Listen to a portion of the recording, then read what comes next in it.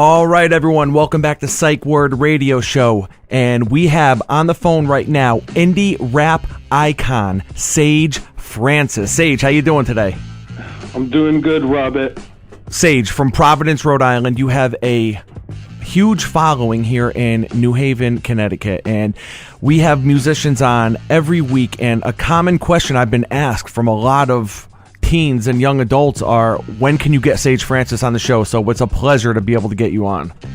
Well, I'm glad to hear there's a fan base out there. For some reason, I mean, I play almost every single state in America except for Connecticut. I know, and you know what? We have Toad's Place here. We have some incredible venues, and I've had amazing experiences at Toad's Place. In fact, last year I specifically told my booking agent to book Toad's Place I was doing a New England run, and I don't know why it didn't work out, but there was one show I did there where a guy came on stage and I made him take his pants off, and I took my pants off, and then we changed pants on stage, and then I made him take my pants off, and then I kicked him out of the show. Well, that sounds like a good time. That sounds like a great time, and sounds like it could have been any one of the New Haven locals, to be honest with you. Yeah, and I ended up with a free pair of pants, and then I don't know what happened to him. Well, really quick, I just want to say that if you're not following Sage Francis on social media, you need to do that, because you have the most random, funny Instagram videos I've ever seen. And you can really tell that you love your cat. Oh, man. Yeah, the cats they've kept me alive for the past couple of years, that's for sure. So. Oh, man. And so every Saturday is Catter Day for you, right? People give me guff over that because, you're not a tough guy when you give love to the cats, but Catter Day is important. Absolutely. Catter Day should definitely be recognized. I'm a cat guy myself too. I've really never been much of a dog guy. I've always been a cat guy, so. Yeah, I grew up a dog guy. I had an amazing dog growing up. I've had a few dogs in my life, but once I started touring, it just didn't make sense to have a dog because dogs need a lot more attention, and you can't leave them for too long. But cats, they're cool, man. You can leave them for a week, a month, come back, and they're just like, it's you again. That's what's up. Exactly. Cats have that kind of personality. It's like, what do you want? Yeah, that's great. All right, so Sage, you have a new album, Copper Gone, correct? Correct. And that's your first studio album that you've had in about 4 years. What can you tell the listeners about this project? There's a lot I could say. The Copper Gone I didn't start working on it until a year after the Life album came out. That was my last studio album with Epitaph.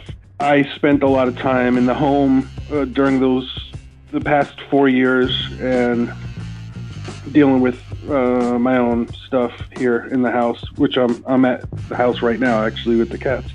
But it gave me a lot of time to reflect. It gave me a lot of time to obsess over certain things and allow for the songs organically blossom and for me to express a lot of the things that I've been thinking and feeling in a proper way rather than just kind of like, okay, I know I want to talk about this, so hurry up, let's get this done. No, I just waited for everything to come about at a natural pace, and then I recorded it all in the house. I worked with several producers along the way, and by the time last year started coming to a close, I realized I really do need to get this album out. It just felt like it was time. It was like, this has to happen right now. Like, it has to happen in your life. Your personal life has to happen in your professional life. So let's solidify this.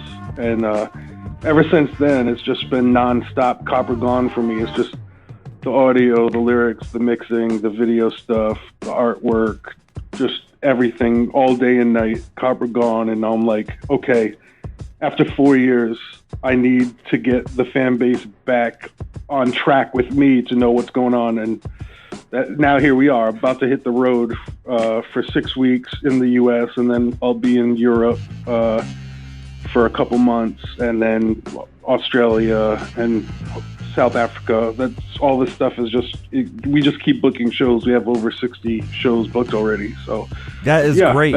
I see that you're touring overseas come October. Now, do you feel humbled? Do you ever get kind of surprised by the amount of love and shows just that you're booking? Because people around the world, you have fans around the world.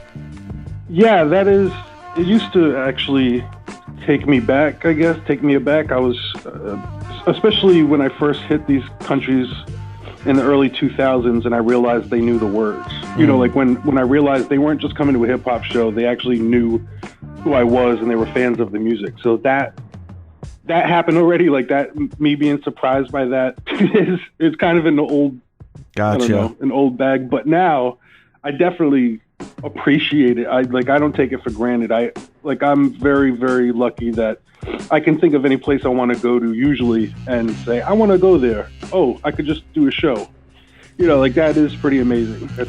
That's especially as an independent artist who can do shows solo if I want. Like it gives me the total freedom to go wherever I want and still be able to make money along the way. That is great. Now, obviously, your body of work speaks for itself. Very impressive. And I know you got started, doing the Scribble Jam shows. And that's really when you began to first get noticed, and you dropped a couple mixtapes. But in 2002, you dropped the classic album, Personal Journals. Now, looking back on that album, what are your thoughts now? Because that's really the album I feel like really is what put you on the map. I know that's what got me to recognize who Sage Francis was Personal Journals. Yeah, well, it all happened in waves. There was the wave of people who learned of me through the battles. There was the wave of people who learned of me through the mixtapes. The wave of me who learned from me from vinyl back when it mattered for college radio.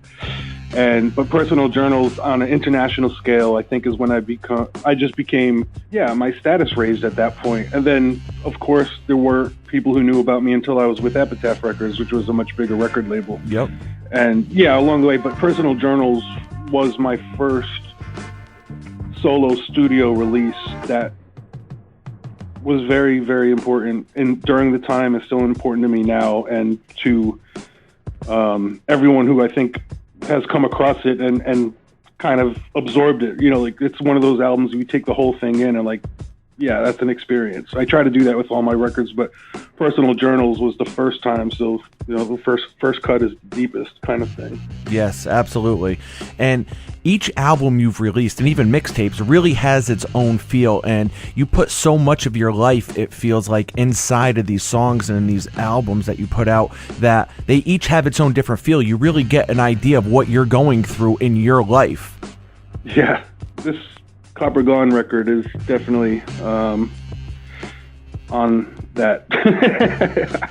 I think some people have listened to the record, friends that I've sent it to once it was over, and they kind of like didn't know how to handle it, or no, I don't know. Like some people take it personally when they realize I've been going through some hard times and they weren't there for me for whatever reason, and then the way that I put it on record is pretty bare naked. It's just like, here's what's up. This is kind of the shit, part of me. This is kind of stuff I've been going through. Those life issues, they usually tend to make the best music, right? I mean, like a tortured artist, you have this idea in your head of what a tortured artist is, and they release albums and it's like, wow, that was incredible. Yeah, I don't know. I could do with less torture. I don't even know if that really makes me the artist. There's always art to be made, but sometimes it takes torture for people to feel it. Not the artist, but I'm saying for the artist to express that torture, and not make it about torture, but like you can feel it. You know that it's there. I mean, when I listen to an artist, I know if they're faking the funk. Like some Absolutely. people. Yeah, what's it? It's if you don't live it, it won't come out of your horn. It's some people. I've noticed a lot of people actually, a lot of MCs, because I just strictly speaking in hip hop, what I was doing, what they called emo hop. Like it was emotional, but in rock, it was like if you call someone emo, it's whiny. They're talking about like, I hate you, Dad. I'll never be like you. Like. I try to express my situation in a more classy way. I'm not on some I hate you, Dad, and but I've heard now I hear rappers doing that. Like they don't know how to approach an emotional topic without it being overwrought, without it being like overly earnest, and just kind of sounding fake all along the way. So with this record on like I really hope people can hear the stuff that I'm doing and be like, yeah, okay, well, I'm not begging you to feel what I feel, but here's some interesting ways of putting it. Absolutely. And I think, an artist like, Drake, for lack of a better example, he kind of commercialized that whole, let me put my feelings out there and let me try to make millions off it. Whereas, yeah, I guess that's the difference is like that's sensitive. He's being sensitive. Like, I don't really think I make sensitive music. I think I'm a sensitive guy.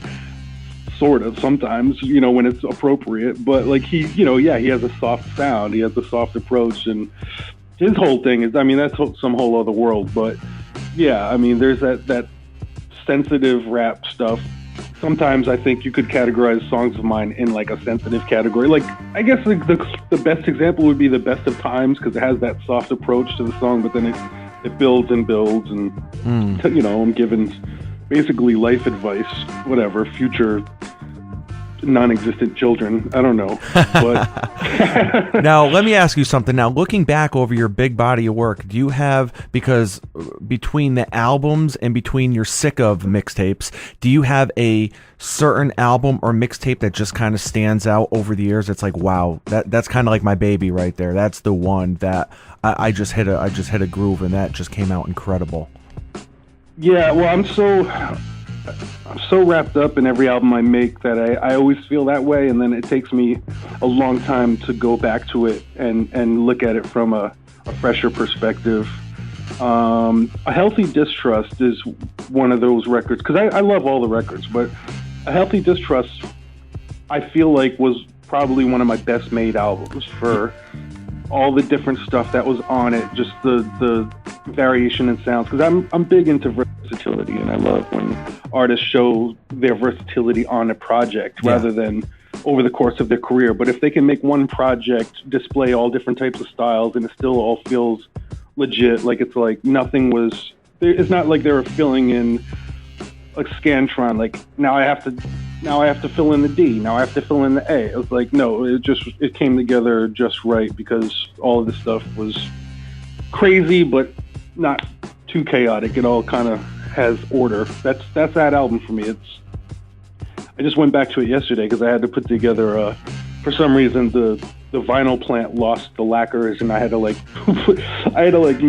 we have to make more vinyl through Epitaph, but they were like, somehow the vinyl plant lost one of the plates, so we have to do this again. So I had to go through the record and just reminding myself, because I haven't listened to it in so long. I'm like, damn, each track here is a banger. I really like this. But Copper Gone, again, that was something I went through on this record, where I was like, I want this to bang. This has to be. I just throw all my passion into it. Rap hard, like I'm not rapping. I'm talking about old man stuff, but I don't want to rap like an old man. I don't want to rap like I'm already in a rocking chair and I'm ready to just go on the acoustic guitar tour, which at some point maybe I will. And I've done the acoustic guitar tour already. I did that in 2004. But it's like, nah, this time because the Life record, I had such a laid back approach on it that this time through, I knew coming out of the gate, I just wanted to smash. So it may alienate certain people who want the more like waterline kind of. I think it's extremely poetic. Like, I really think this is incredible writing on the record, but the delivery is it could be grating to some people who aren't like fans of the kind of hip hop that I grew up loving. I'm obviously inspired by Public Enemy and BDP and a billion artists, but that late 80s, early 90s kind of East Coast hip hop. Yeah, that's all me. That's my entire everything that I do. It's filtered through that. Yes, and don't you? you kind of age yourself too, because I'm at that point too where I grew up on the mid 90s hip hop, and I age myself when I'm like, they don't make it like they used to. And you have the teenagers looking at you kind of rolling their eyes like, okay, pops. It's annoying. It's true though. It's like you don't want to be that guy, but you can't help but feel that music really is not as good as it was.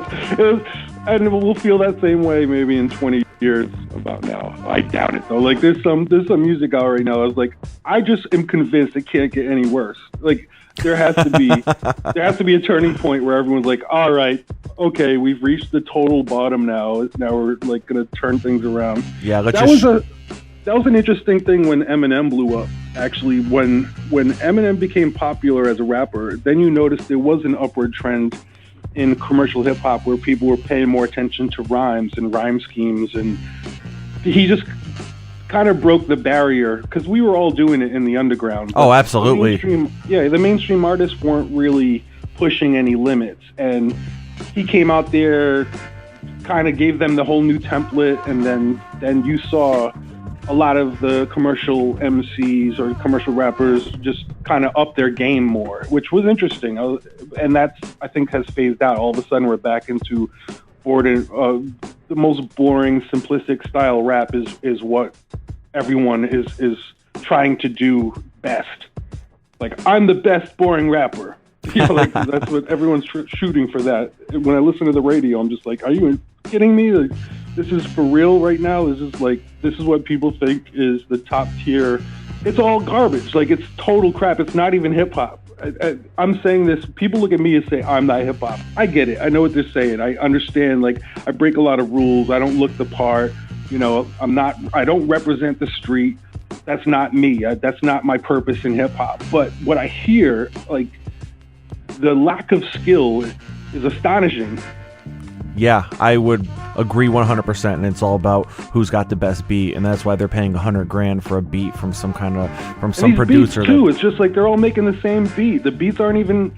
I mean, that's not even a hip hop beat to me. The beats that they're using now, it's like, I don't know if the trap era is done, but like for so long, like everyone was doing like the trap songs with the million snares, and it sounded like old Two Live Crew records sped up, but it just was like the same.